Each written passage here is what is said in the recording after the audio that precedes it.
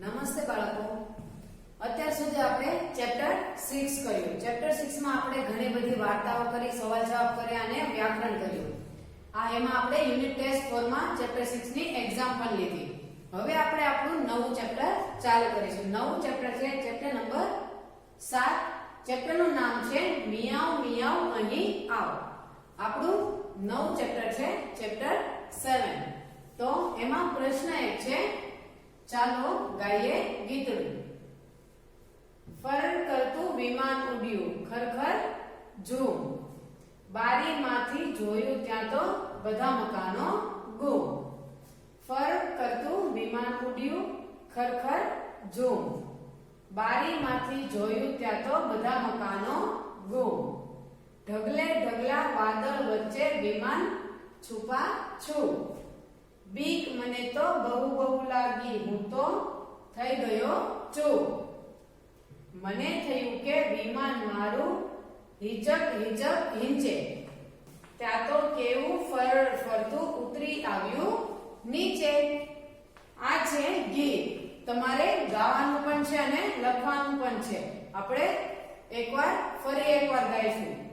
ફર કરતું વિમાન ઉડ્યું, ખરખર ખરખર ઝૂમ. બારીમાંથી જોયું ત્યાં તો બધા મકાનો ગુમ. ઢગલે ઢગલા વાદળ વચ્ચે વિમાન છુપા છું. બીક મને તો બહુ બહુ લાગી, હું તો થઈ ગયો ચૂપ. મને થયું કે વિમાન મારું હિચક હિચક હિંચે. ઉતરી આવ્યું નીચે. આ આપણું ચેપ્ટર નંબર 7 નું પહેલું આપણું ગીત છે. તમારે તે લખવાનું છે. હવે આપણે આગળ પ્રશ્ન 2 કરીશું. પ્રશ્ન 2 માં સવાલ જવાબ છે તે આપણે પ્રશ્ન 2 માં છે. પ્રશ્ન 2 માં આપણે ચિત્રો આપ્યા છે. બધા શું આપ્યું છે? પ્રશ્ન 2 માં આપણે ચિત્રો આપ્યા છે. શું આપ્યા છે? ચિત્રો. ચિત્રો પરથી આપણે શું કરવાનું છે? સવાલ જવાબ. આ આપણો પ્રશ્ન 2 છે. શું છે? પ્રશ્ન 2. તો તમારે બધાએ ધ્યાનથી અહીંયાથી જોઈને આખું ચિત્ર તમારે ધ્યાનથી જોવાનું છે. વચ્ચે વચ્ચે શું શું પ્રવૃત્તિઓ કરે છે એ પણ જોવાની છે. એમાં નામ આપ્યા છે, એ નામનું માણસ શું કરે છે એ પણ તમારે સારી રીતે કરવાનું છે. આપણી પ્રવૃત્તિ છે, એક્ટિવિટી છે, જે તમારે ઘરે તમારી જાતે કરવાની છે. પ્રશ્ન 2 માં આપણી એક્ટિવિટી છે. એના પરથી આપણે પ્રશ્ન 3 અને 4 ના સવાલ જવાબ પૂછવામાં આવ્યા છે. તો આપણે પ્રશ્ન 2 પરથી આપણે પ્રશ્ન 3 ના સવાલ જવાબ કરીશું. તો પ્રશ્ન 3 છે વાતચીત. તો સૌથી પહેલો પ્રશ્ન છે, ચિત્રમાં કેટલા પુરુષો, સ્ત્રીઓ અને બાળકો છે? તો આ શેના આધારે પૂછવામાં આવ્યું છે કે ચિત્રમાં કેટલા બાળકો, સ્ત્રીઓ અને પુરુષો છે એવું એ પૂછવામાં આવ્યું છે આપને આ ચિત્રના આધારે. શેના આધારે? આ ચિત્રના આધારે. તો આપણે પ્રશ્ન 3 ના સવાલ માટે એના જવાબ મેળવવા માટે આપણે પ્રશ્ન 2 માં જવું પડશે.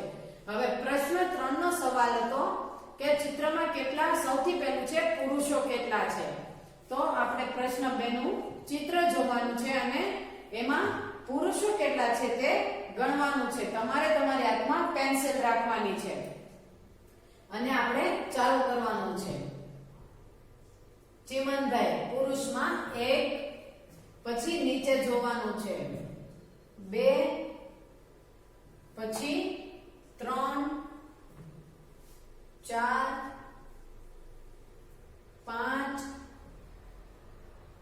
પછી છે 6, 7 અને 8. કેટલા છે? 8. કેટલા પુરુષો છે? તો ચિત્રમાં 8 પુરુષો છે. અને પછી હતું સ્ત્રીઓ. તો ચિત્રમાં કેટલી સ્ત્રીઓ છે એ તમારે જોવાનું છે. તો કેટલી સ્ત્રીઓ છે એનું બીજું નિશાન આપવાનું છે. 1, 2, 3, 4, 5, 6,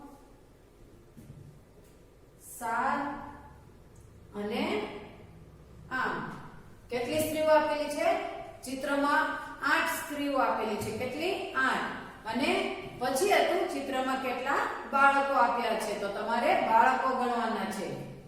તો 1 2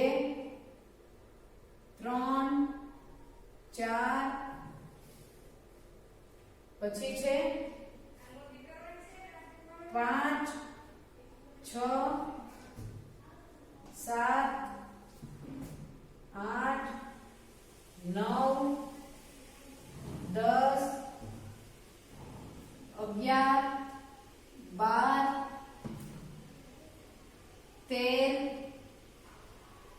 14 અને તો ચિત્રમાં આપને 14 બાળકો આપે છે. કેટલા? 14 બાળકો. કેટલા બાળકો આપે છે આપને? 14 બાળકો.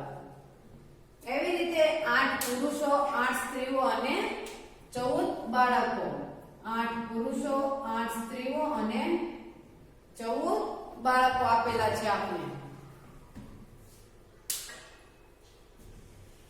પછી છે પ્રશ્ન 2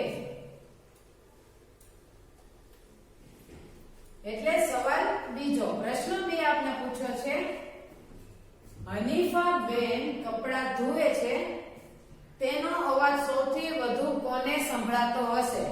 તો આ પણ આપણે પ્રશ્ન 2 માંથી એટલે પ્રવૃત્તિ આપણે જે ચિત્ર છે તેમાંથી જ આપણે શોધવાનો છે. તો પહેલા તો તમારે આમાંથી હનીફા બેન ગોતવાના છે. શું ગોતવાનું છે? હનીફા બેન. તો હનીફા બેન અહીંયા છે એટલે કપડા ધોતા હોય એનું ચિત્ર આપણે જોવાનું છે. તો આ હનીફા બેન છે એ કપડા ધોવે છે. તો એનો અવાજ કોને કોને આવે? તો હનીફા બેન નું વચ્ચે ઘર છે તો તેનો અવાજ આજુબાજુ બંનેને આવે. તો અહીંયા બેઠી છે તેજુ તો અવાજ આવશે તેજુને. આ સાઈડ છે લાચીબેન, નિખિલભાઈ અને મીનાબેન. તો લાચીબેન, નિખિલભાઈ, મીનાબેન અને તેજુ ને અવાજ આવશે અને એ લોકો શું શું કામ કરી રહ્યા છે? તો નિખિલભાઈ રસોઈ કરી રહ્યા છે, લાચીબેન વાસણ સાફ કરી ઉપર ગોઠવી રહ્યા છે, મીનાબેન કટિંગ કરી રહ્યા છે અને તેજુ છે એ સોફા પર બેઠી છે. તો આપણો જવાબ આવશે તેજુ, લાચીબેન, નિખિલભાઈ અને મીનાબેન એ હનીફાબેન ની આજુબાજુ રહે છે તો તેને વધારે કપડાનો અવાજ આવશે. તો આપણા સવાલમાં છે હનીફાબેન કપડા ધોવે તો તેનો સૌથી વધુ અવાજ કોને કોને આવશે? કોને આવશે અને કોને સંભળાતો હશે? તો તેજુ, લાચીબેન, નિખિલભાઈ અને મીનાબેન. કોને કોને?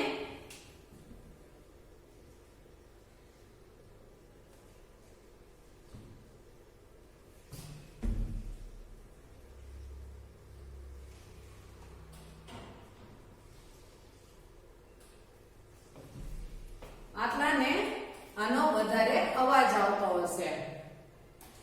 પછી છે કોણ કોણ વાતો કરી રહ્યા છે અને ક્યાં ક્યાં? તો એ પણ આપણે ચિત્ર પરથી જોવાનું છે કે કોણ કોણ વાતો કરી રહ્યા છે અને ક્યાં ક્યાં. તો સવિતાબેન અને શંકરભાઈ કોણ વાતો કરી રહ્યા છે? સવિતાબેન અને શંકરભાઈ વાતો કરી રહ્યા છે અને ક્યાં ક્યાં વાતો કરે? તો સવિતાબેન અને શંકરભાઈ ઓરડામાં બેઠા છે, એમના ખાટલા પર બેઠા બેઠા વાતો કરી રહ્યા છે. તો આપણો જવાબ આવશે શંકરભાઈ અને સવિતાબેન શું આવશે? બે વાતો કરી રહ્યા છે અને ઓરડામાં ખાટલા પર બેસીને.